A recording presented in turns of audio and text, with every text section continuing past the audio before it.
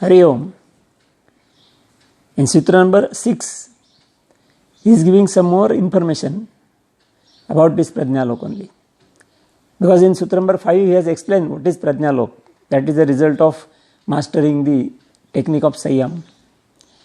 In Sutra number 6, he says, Tasya Bhumishu Viniyoga. Tasya means connected to Prajnalok, that Prajnalok. Bhumishu means the land where it was originated.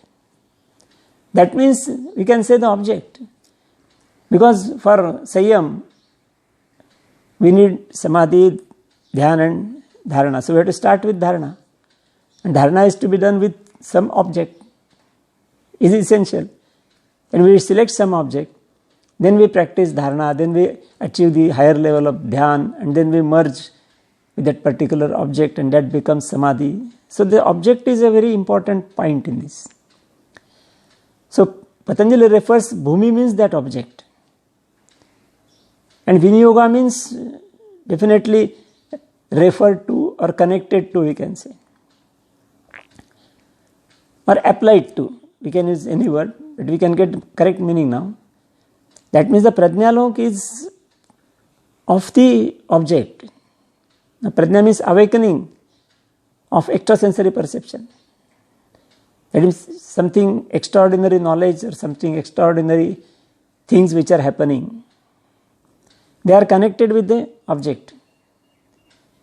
That means after mastering Sanyam, yogi is not eligible for enlightenment of everything. That is more important. Where he get the enlightenment? About the object. So it is restricted to the object.